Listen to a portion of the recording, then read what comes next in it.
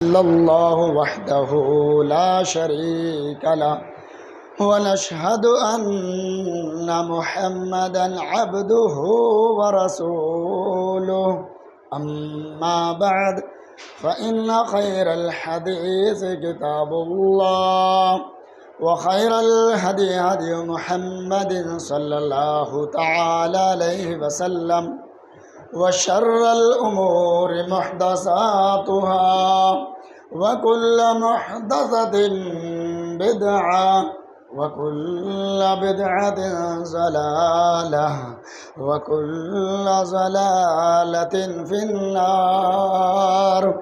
أعوذ بالله السميع العليم من الشيطان الرجيم. بسم الله الرحمن الرحيم. قال الله تبارك وتعالى في كلامه العزيز والفرقان الحميد: يا أيها الذين آمنوا اتقوا الله حق تقاته ولا تموتن إلا وأنتم مسلمون.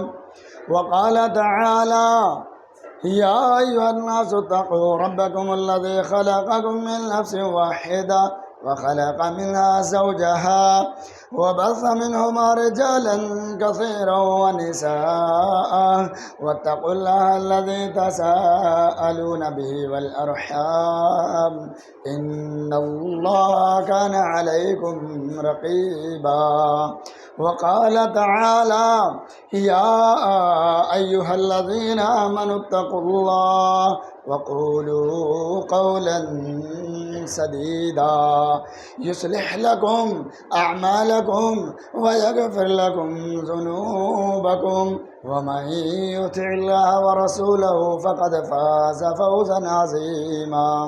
وقال الله سبحانه وتعالى في سورة أعراف: فالذين آمنوا به وعزروه ونصروه واتبعوا النور الذي أنزل معه أولئك هم المفلحون.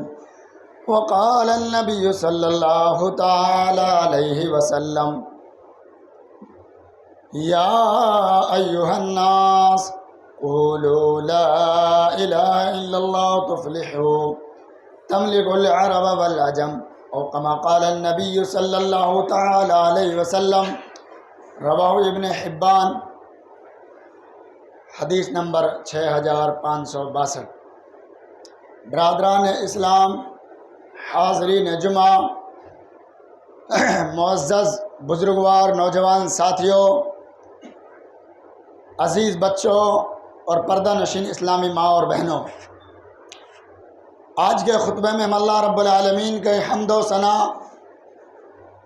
اور تعریف و توصیف شکریہ بجا لانے کے بعد کہ کل میں صبح 5 بجے گاڑی میں بیٹھا دلی سے، نیو دلی سے، فجر کی نماز کے بعد وہیں 3 نمبر پلیٹ فارم پہ نماز ادا کری فجر کی. اس کے بعد ٹرین میں بیٹھنے کے بعد آج صبح میں یہاں آپ کے بمبئی میں پہنچا. اس پر ہم اللہ رب العالمین کا شکر بجا لاتے ہیں کہ اللہ تعالیٰ نے بغیر کسی مشقت کے اللہ تعالیٰ نے ہمیں یہاں بھیجا. اس پر اللہ رب العالمین کا جتنا شکریہ ادا کریں اتنا کم ہے بھائی. اور آپ لوگوں کو اپنے تمام تر مصروفیات و مشغولیات سے بچا کر کے، کسی کا فون، کسی کے مہمان کی آمد، کسی کے رشتہ دار کوئی بیمار، کسی کا رشتہ دار کی آمد آپ کے اپنے گھر میں ہوگی، کسی کے کاروبار پہ عین اس وقت جب آپ ارادہ تھا کہ بھائی مسجد میں چلیں، عین اس وقت گراہک آ گیا. ان تمام تر مصروفیات کو آپ نے فارغ کر کے کہ نہیں بھائی اب نماز کے لیے جانا، بعد میں بات کریں گے. آپ آئے، یہ اللہ کا محض کرم ہے. ورنہ میرے آپ کے جیسے کتنے بھائی ہیں جو اس محلے میں، اس یہاں کے علاقے میں جو کارخانے کا علاقہ ہے، صنعت کاری کا علاقہ ہے، یہاں پر کتنے بھائی ہیں جو اس مسجد میں نماز ادا کریں گے، لیکن اللہ نے ان کو توفیق نہیں دی اور وہ لہذا کسی نہ کسی سبب اور وجہ کی بنیاد پر وہ ایک بہت بڑے اجر سے محروم ہو گئے. چونکہ آپ کے استقبال کے لیے جب امام منبر پر آتا ہے، اس سے پہلے استقبال کے فرشتے لگے ہوئے ہیں، اور جب ممبر پر امام آ گیا، اب وہ فرشتے خود خطبہ سننے کے لیے بیٹھ گئے۔ لہٰذا اس اعتبار سے ہم آپ اللہ کا شکر بجا لاتے ہیں کہ اللہ تعالیٰ نے ہمیں ان لوگوں میں شمار فرمایا، آمین۔ اس کے بعد درود و سلام کا نذرانہ پیش کرتے ہیں تمام انبیاء کرام پر، اور خصوصاً انبیاؤں کی آخری کڑی میرے آپ کے پیارے رسول جناب تاجدار مدینہ محمد عربی صلی اللہ علیہ وآلہ وازواجہ وذریاتہ واہل بیتہ اجمعین پر۔ محترم سامعین کرام، میرے خطبے کا عنوان ہے کامیاب کون قرآن و سنت کی روشنی میں۔ وقت بہت تیزی کے ساتھ بڑھ گیا۔ دیکھیے، یوں تو ہر انسان اپنے اعتبار سے کامیاب سمجھ رہا اپنا آپ کو، اور اس دنیا میں ہر انسان نے کامیابی کے مختلف پیمانے اور زاویے اور معیارات مقرر کر رکھے ہیں۔ مثال کے طور پر ایک استاد ہے، ایک مدرس ہے، تو وہ اپنی کامیابی یہ سمجھتے ہیں کہ بھائی وہ ایسا سمجھائیں سامعین کو کہ اس کے سمجھانے سے سامعین حضرات مکمل مطمئن ہو جائیں اور اس کے سبجیکٹ میں طالب علم اچھے نمبر پوزیشن لے کر کے آئے۔ یہ استاد کی کامیابی۔ اگر کوئی پیشے سے ڈاکٹر ہے تو اس کی کامیابی یہ ہے کہ اس کی دوائیں، اس کے ذریعے تجویز کی ہوئی دواؤں کے ذریعے سے زیادہ لوگ شفا یاب ہوں۔ اسی طرح اگر کوئی پیشے سے وکیل ہے تو وکیل کی کامیابی یہ ہے کہ بھائی وہ یہ سمجھتا ہے کہ گلی گلی محلے محلے lower court, session court, high court میں اس کا چرچا ہو، جس بھی پیمانے کا وہ وکیل ہے، کہ لوگ کہیں بھائی فلانا ایسا وکیل ہے جو اسے کر لیتا ہے، اپنے موکل کو فتح دلا کر کے رہتا ہے، اور جج صاحبان کے سامنے اس انداز میں اس نہج پر بحث کرتا ہے کہ وہ جج صاحبان اس کی بات کو تسلیم کیے بغیر نہیں رہتے۔ یہ لوگوں میں چرچا، یہ اس کی کامیابی۔ اسی طرح اگر کوئی کاروباری آدمی ہے تو وہ یہ سمجھتا ہے کہ جس طرح راشن ڈپو کی دکان پر لائن لگی رہتی ہے لوگوں کی صبح 8 بجے سے اور شام تک، جو ہے مرد اور بچے ہر طرح سے لائن، مجھے دے، اس طرح اس کے کاروبار پر لائن لگی رہے، تانتا بندھا رہے، لوگ رش کریں، آ کریں کہ واقعی یار یہ 10 سال پہلے بچہ ہمارے سامنے آیا تھا، دیکھو کس قدر محنت کی اس نے، اور یہ دیکھتے ہی دیکھتے ہمارے سامنے کہاں سے کہاں پہنچ گیا ہے، کتنی ترقی کر لی، گاؤں میں بھی کافی سارے زمین اکٹھی کر لی، کھیت کھلیان لے لیے، یہاں پر بھی آپ کافی ترقی کر لی، اور مسجد مدرسے کے لیے بھی بڑا فکر مند رہتا ہے، ماشاءاللہ بڑا اچھا لڑکا ہے، دیکھتے ہی دیکھتے بڑی ترقی کی۔ اور آپ میں سے اکثر لوگ کوئی 20 سال 30 سال پہلے یہاں آئے، آپ سب اس وقت سب ایسے ہی تھے۔ آج اللہ، آپ لوگوں نے محنت کری، اللہ نے اس محنت کا صلہ دیا آپ کو، کیونکہ قرآن کہتا ہے وَلَيْسَ لِلْإِنسَانِ إِلَّا مَا سَعَىٰ، انسان جس کی تگ و دو کرتا ہے اللہ تعالیٰ اس کو دے کے رہتا ہے۔ آپ حلال کریں حلال کی ملے گی، حرام کے لیے کریں گے تو حرام بھی ملے گا آپ کو، لیکن اس کا عذاب ہے، اس کا گناہ ہے حرام کے لیے۔ محترم سامعین اکرام، کچھ لوگوں نے کامیابی یہ سمجھ رکھی ہے کہ ان کے پاس بینک بیلنس ہو، آسائش اور عیش و عشرت کے تمام تر لوازمات مہیا ہوں، بڑے بڑے کھیت کھلیان باغیچے ہوں، اور ایئر کنڈیشنز گاڑیاں ہوں، جی حضوری کے لیے ہر طرف انہیں لوگ عزت کی نگاہ سے دیکھیں اور ان کے ہاتھوں کو چومیں، سماج میں ان کو بلایا جاتا ہو، ان کے بغیر پنچایتیں نہ ٹوٹتی ہوں، ان کے ایک فون کرنے پر پولیس والے کسی کو گرفت کر لیں اور ان کے ایک فون کرنے پر کسی گاڑی کو رہا کر دیں، یہ ان کی عزت۔ لیکن میرے بھائیوں، آئیے دیکھتے ہیں، اگر ان تمام چیزوں سے کامیابی حاصل ہوتی تو اس دنیا کا سب سے کامیاب ترین انسان ٹھہرتا فرعون، کیونکہ اس قرآن میں 30 پارے کے حوالے سے ہے انا ربکم الاعلی، اس نے دنیا انسانیت کو للکار کر کے کہا تھا کہ میں تمہارا سب سے بڑا پروردگار ہوں، لیکن اللہ تعالیٰ نے اس کو، آپ سورہ 11ویں پارے کی جو ہے آپ تلاوت کیجئے، آپ کو معلوم ہوگا سورہ یونس کے حوالے سے کہ اللہ تعالیٰ فرما رہا ہے کہ ہم نے موسیٰ کو دریا نیل سے پار کیا، بنی اسرائیل کو اس کے ظلم اور ستم سے بچایا، اور وہیں دیکھتے لوگوں نے دیکھا کہ فرعون اور اس کا لاور لشکر غرقاب ہو گیا، جبکہ وہ ڈھینگتا ہوا سینہ چوڑاتے ہوئے وہ اور اس کی فوج آئی اور اپنے کلوں کو پھلاتے ہوئے، جیسے ہمارے آپ کے محلے میں کوئی پہلوان ہو کس طرح ایسے چلتا وہ ٹینگ ٹانگ، اپنے ڈھولے شولے باڑی دکھا کر کے کیسا چلتا ہے وہ؟ یعنی وہ سمجھتا ہے کہ میں زمین کو پھاڑ دوں گا، میرے برابر اس محلے میں کوئی پہلوان نہیں ہے، لگتا ہے کہ وہ زمین کو پھاڑ دے گا یا آسمان کی بلندی کو پہنچ جائے گا، لیکن ایسا نہیں ہے۔ وہ یہ سب کام اس نے کیا۔ وجاوزنا ببنی اسرائیل البحر فاتبعهم فرعون وجنوده بغيا وعدوا حتى إذا أدركوا الغرق قال آمنت أنه لا إله إلا الذي بني إسرائيل وأنا من المسلمين الآن وقد عصيت قبل وكنت من المفسدين۔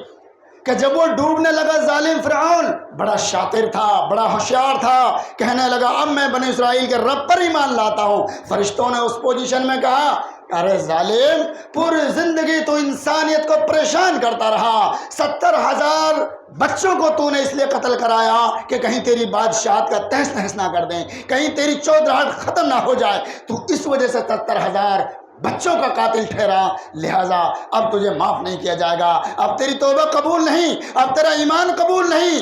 اس لیے محترم سامعین کرام، حدیث پاک میں آتا ہے کہ جب تک موت یہاں نہ آ جائے غرغرے کی حالت میں، اس سے پہلے توبہ قبول، لیکن جب فرشتہ کسی کے سامنے آ جائے، روح قبض کرنے کے لیے اسرائیل آ جائے، اب اس کی توبہ قبول نہیں، اب اس کا ایمان قبول نہیں ہے۔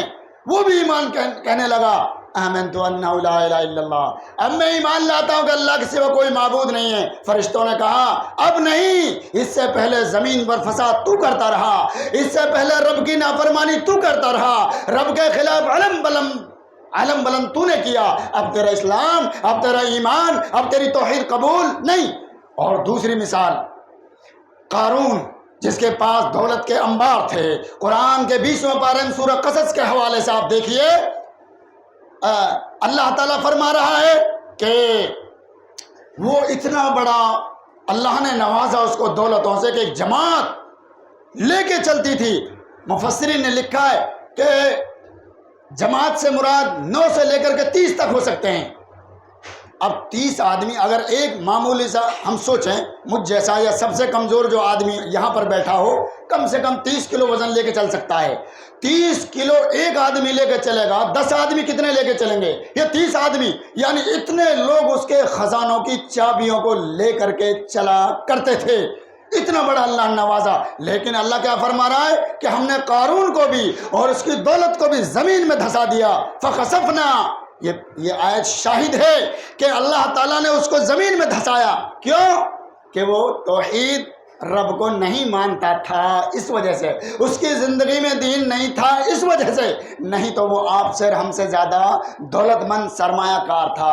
اسی طرح اس کا جو وزیر، جو اس کا خزانچی تھا حامان، اللہ تعالیٰ نے اس کا بھی یہی حشر کیا۔ معلوم یہ ہوا یہ تینوں کے تینوں خائب، خاسر، نقصان اٹھانے والے ٹھہرے۔ ہاں، ان کے برعکس حضرت ابو ذر غفاری رضی اللہ تعالیٰ عنہ چہ جائے کہ ان کے پاس سر چھپانے کے لیے ایک جھونپڑی، ایک آشیانہ میسر نہیں تھا، لیکن وہ اللہ کے نزدیک بڑے مرتبت کے حامل تھے۔ اور یہیں پر بس نہیں، بلکہ آپ دیکھیے، آپ نے بڑے بڑے علماء اکرام سے، یہاں ایک سے ایک بڑے بڑے علماء اکرام آتے ہیں، جلسہ جلوس ہوتے ہیں ماشاءاللہ، آپ سنتے رہتے ہیں حضرت بلال حبشی رضی اللہ تعالیٰ عنہ کی سیرت کو۔ کیا ہے؟ وہ شکل سے کالے، جتنا ہم اور آپ سوچ سکتے ہیں۔ حبشیوں کو آپ اور ہم دیکھتے ہیں، ان کے ہونٹ لٹکے ہوئے، ان کے بال گھنگرالے، ان کا جسم عجیب طرح کا، سب کچھ ان کے پاس۔ حضرت بلال حبشی پہ غلامی کا دھبا، اور ان کا کوئی نہ یار نہ مددگار، اور نہ ان کا خاندان نہ قبیلہ، اکیلے تنہا مسلمان ہوئے تھے۔ اور اس کے بعد لیکن محمد الرسول اللہ کی صحبت ان کو نصیب ہوئی تھی۔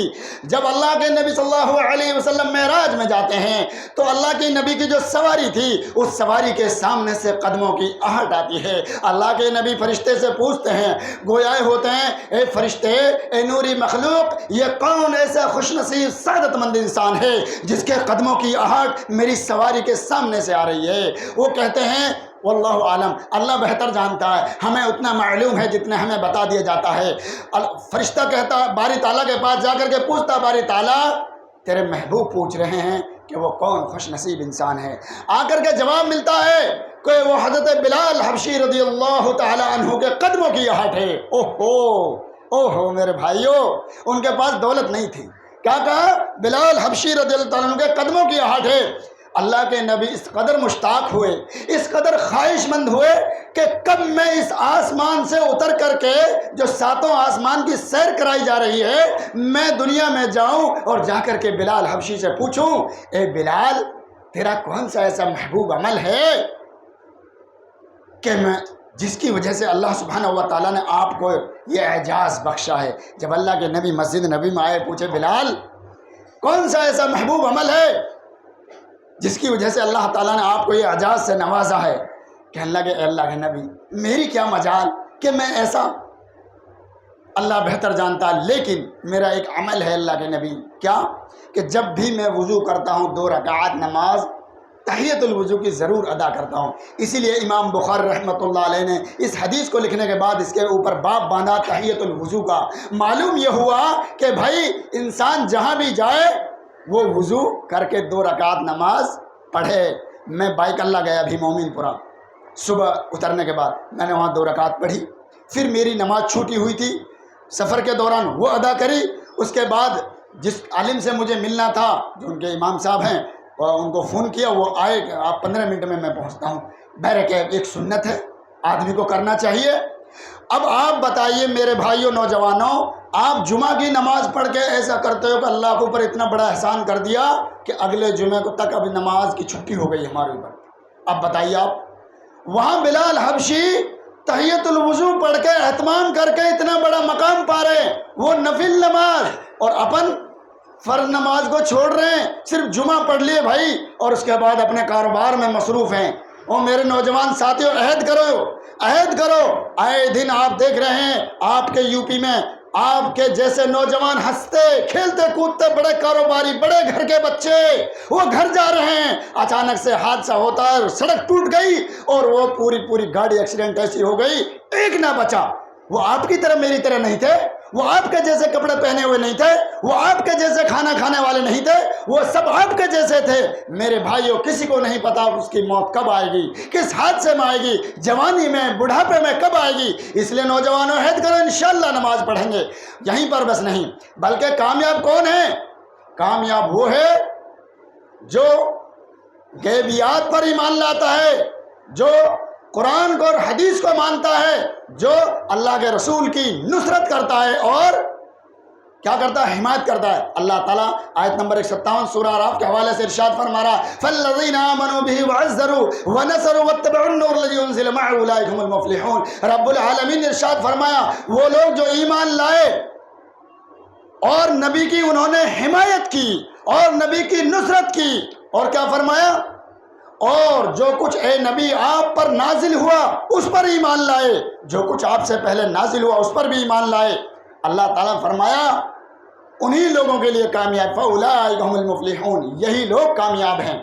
آپ میں سے بہت سارے لوگوں نے داڑھی رکھ رکھی ہے، بہت سارے لوگ ٹخنے سے اوپر رکھتے ہیں آپ پائجامہ پینٹ وغیرہ، بہت سارے لوگ مسواک کرتے ہیں۔ مسواک کرنی چاہیے، چاہے مسواک نیم کی ہو، ببول کی ہو، یا سب سے اچھی کھنڈیال کی ہے۔ آپ مسواک کرتے ہیں، آپ جمعہ کے دن غسل کیے، آپ نے جو ہے سب سے اچھے کپڑے جو آپ کے گھر میں تھے وہ پہنے، آپ نے جمعہ کے دن آپ نے اپنے ناخن کاٹے، آپ نے سورہ کہف پڑھی۔ یہ نبی کی نصرت ہے، یہ نبی کی تائید ہے، یہ نبی کی حمایت ہے کہ ہم رسول اللہ صلی اللہ علیہ وسلم کی حمایت کرتے ہیں ان کاموں کو کر کے، ان کاموں کو انجام دے کر کے جو رسول اللہ صلی اللہ علیہ وسلم نے اپنے صحابہ کرام کو بتلائے ہیں۔ اس لیے میرے بھائیوں ہم انشاءاللہ ان کاموں کا انجام دیتے رہیں گے۔ آگے اللہ تعالیٰ نے فرمایا غیبیات پہ ایمان لانے والے، نماز اور زکوٰۃ ادا کرنے والے کامیاب ہیں۔ اللہ تعالیٰ نے سورہ بقرہ سورہ نمبر 2 کی آیت نمبر 3 سے لے کر 5 تک 3 آیتوں میں ارشاد فرمایا الذین یؤمنون بالغیب ویقیمون الصلاۃ ومما رزقناہم ينفقون والذین یؤمنون بما انزل الیک وما انزل من قبلک وبالآخرۃ هم یوقنون اولئک علی ھدی من ربہم واولئک هم المفلحون۔ رب العالمین نے ارشاد فرمایا وہ لوگ جو ایمان لائے غیبیات پر میں نے اور آپ نے اللہ کو دیکھا نہیں، رسول اللہ کو دیکھا نہیں، جنت کو دیکھا نہیں، جہنم کو دیکھا نہیں، لیکن ہمارا یقین ہے کہ قرآن اللہ کی جانب سے نازل شدہ کتاب ہے۔ ہمارا یقین ہے جنت جو ہے نیکوکاروں کے لیے بنی ہے اور جہنم گنہگار، سیاہکار، بدماش اور دوسروں کا حق کھانے والوں کے لیے بنی ہے۔ ہمارا یقین ہے، جب ہمارا یقین ہے اسی کو غیب کہا جاتا ہے۔ اور اللہ تعالیٰ فرما رہا ہے جو نماز ادا کرتے ہیں، زکوٰۃ دیتے ہیں، اور آگے فرمایا جو کچھ اللہ نے دے رکھا ہے روزی کما آپ رہے ہیں، آپ اپنا گھر چھوڑ کے یہاں آتے ہیں دارالخانہ، اپنا کاروبار صبح سے شام تک کرتے ہیں، اعلان ہوتا ہے مسجد کے لیے، اعلان ہوتا ہے مسافر خانے کے لیے، آپ کے پاس فون آیا آپ کے سسرال سے، آپ کی پھوپھی کے یہاں سے، آپ کے اپنے گاؤں سے، بھائی غریب ہے اس کی بقرعید نہیں بنے گی، آپ نے کہا 10,000 کا بکرا میری طرف سے ہو جائے گا، یہ ثواب اللہ دے گا۔ کما آپ رہے ہیں، صبح اپنا گھر چھوڑ کے آپ یہاں آئے، گرمی میں، سردی میں، برسات میں آپ آ رہے ہیں، کما آپ رہے ہیں، دے کیوں رہے؟ اللہ نے کہا ہے اس لیے دے رہے ہیں آپ، کیونکہ آج آپ کے پاس دولت ہے، یہ دولت ہو سکتا ہے ختم ہو جائے اور قیامت کے دن آپ کے پاس دولت نہیں رہے گی، لیکن اعمال رہے گا، اور یہ اعمال اللہ کے پاس ہے، وہ اعمال ختم نہیں ہوگا انشاءاللہ، وہ اعمال ختم نہیں ہوگا انشاءاللہ۔ اس لیے میرے بھائیوں، جیسے اللہ نے جس کو فرصت دیے، جو موقع ہو اس وقت ایسے اچھے اچھے کام کرنا چاہیے۔ آگے فرمایا کامیاب وہ جو لا الہ الا اللہ کہے اور اس کے تقاضوں کو پورا کہے۔ کیا اللہ کے نبی صلی اللہ علیہ وسلم ارشاد فرمایا، صحیح حدیث ہے ابن حبان کی، حدیث نمبر 6562، یا ایھا الناس قولوا لا الہ الا اللہ تفلحوا، اے لوگو لا الہ الا اللہ کہہ لو کامیاب ہو جاؤ گے۔ ابھی آپ کہو گے مولانا صاحب سب لوگ تو لا الہ الا اللہ کہہ رہے ہیں، کیا بات ہے پھر کامیاب کیوں نہیں ہو رہے؟ جی ہاں، آئیے جواب دیا گیا ہے، قرآن کہہ رہا ہے اس کا جواب کیا ہے کہ جو لا الہ الا اللہ کہے اس پر بات نہیں، بلکہ اس کے تقاضوں کو مانے، اور وہ کیا ہے؟ وہ یہ ہے جو اللہ تعالیٰ کو کہہ رہے ہیں، جو لا الہ الا اللہ کہہ رہے اس کے تقاضوں کو پورا کرے وہی تو مومن ہے۔ اور مومنوں کے لیے اللہ سبحانہ و تعالیٰ نے کامیابی، کامرانی، فلاح و فوز کی ضمانت اس آیت میں دی ہے، کہا کہ تم کامیاب ہو۔ کون ہے؟ 18 پارے شروع کی 5 آیتیں آپ پڑھیے۔ قد افلح المؤمنون الذین هم فی صلاتهم خاشعون والذین هم عن اللغو معرضون والذین هم للزکاة فاعلون والذین هم لفروجهم حافظون والذین هم علی صلاتهم خاشعون۔ اللہ رب العالمین نے فرمایا، ارشاد فرمایا اللہ جل شانہ نے، کامیاب ہوئے مومن کون؟ الذین فی صلاتہم خاشعون، جو اپنی نمازوں میں خشوع خضوع اختیار کرتے ہیں، جو لغو باتوں سے بچتے ہیں۔ مسجد سے نکلے، شروع لغو بات، فضولیات، لینا ایک نہ دینا دو، کوئی مقصد نہیں ہمارا، وہ سن نہیں رہا، اس کو کوئی نقصان نہیں ہو رہا، لیکن ہم کیا کر رہے ہیں؟ مسجد سے نکلنے کے بعد لغو فضول بات، گاؤں کی بات یہاں کر رہے، کوئی نقصان نہیں، کوئی فائدہ نہیں، نو پروفٹ نو لاس، وہ کام ہم کر رہے، لیکن ہمیں کیا ہو رہا؟ نقصان ہو رہا۔ اللہ کہہ رہا ہے جو لغو باتوں سے بچتے ہیں، اجتناب کرتے ہیں، اپنے اعمال کو سنوار کے رکھتے ہیں۔ بھائیو، شراب کی بوتل کیا ہے؟ روڈ کے کنارے، سونا اندر تجوریوں میں رکھ کے، بڑی شیشوں کی دکان، 2 3 تالے، شٹر، اس کے بعد اور پتہ نہیں کیا کیا لگائی جاتی ہے، اس کی حفاظت کی جاتی ہے قیمتی چیز کی۔ ایسے ہی ایمان بڑی حفاظت کے ساتھ یہ باقی رہے گا، نہیں تو معاملہ الٹ جائے گا۔ آگے اللہ تعالیٰ نے کیا فرمایا؟ آگے اللہ سبحانہ و تعالیٰ نے فرمایا کامیاب کون ہے؟ جو لغو باتوں سے اجتناب کرتے ہیں اور اپنی شرمگاہ کی حفاظت کرتے ہیں۔ وہ مرد ہو، وہ جوان ہو تو بھی، وہ عورتیں ہو تب بھی، ایسا نہیں کہ وہ چپل توڑ دیں گھوم گھوم کر کہ تو نہیں تو تیری یادیں ہی صحیح، تیری شکلیں ہی صحیح۔ نہیں، آپ اپنے ماں باپ کے لیے کلنک ہیں، آپ سماج کے لیے کلنک ہے، آپ کے والدین عزت دار ہیں، آپ ان کی عزت کو پانی میں ملانا چاہ رہے ہیں، مٹی میں ملانا چاہ رہے ہیں، ہوگا کیا میرے بھائیوں؟ بربادی ہے اس میں۔ اللہ تعالیٰ فرما رہا ہے کہ اپنی شرمگاہوں کی حفاظت کرنے والے کامیاب ہیں، اور اپنی نمازوں میں خاکساری اختیار کرنے والے وہ لوگ کامیاب ہیں، زکوٰۃ دینے والے کامیاب ہیں۔ یہ اللہ رب العالمین نے ترتیب وار گنائی ہیں۔ اور کامیاب کون؟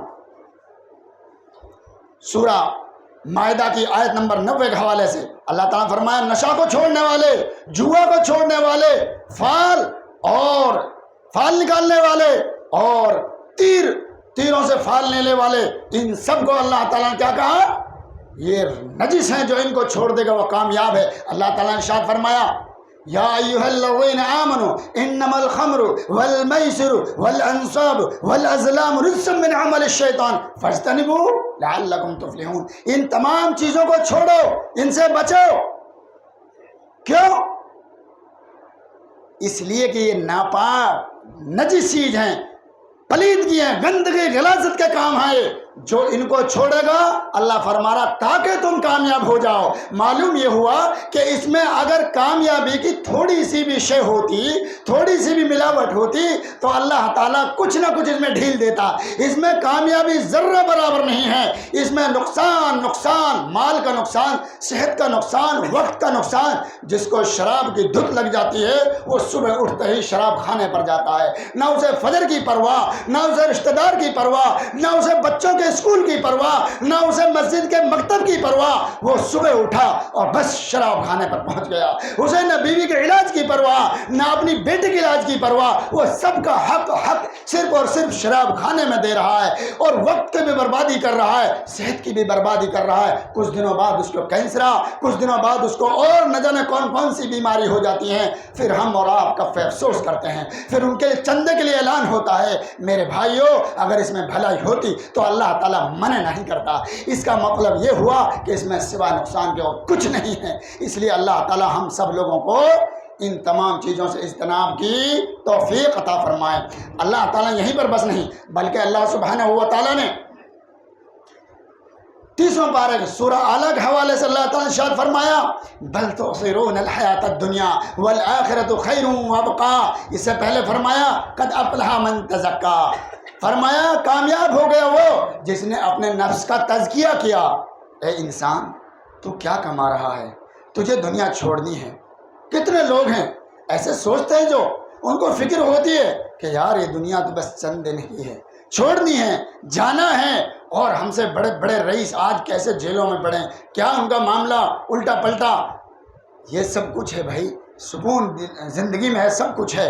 دولت کمائیں، حلال کے ساتھ کمائیں، اور جو کچھ اللہ نے دیا اس کو حلال کاموں میں لگائیں، اپنی اولاد کو پڑھائیں، اپنی اولاد کی کیئر کریں، کدھر جا رہی ہے، کیا کر رہی ہے، کس کے ساتھ جا رہی ہے، کس کے ساتھ اٹھ رہے بیٹھ رہے ہیں۔ یہ ہم کریں گے تو اللہ تعالیٰ کیا کہہ رہا ہے کہ جس نے اپنے نفس کا تزکیہ کیا وہ کامیاب ہو گیا۔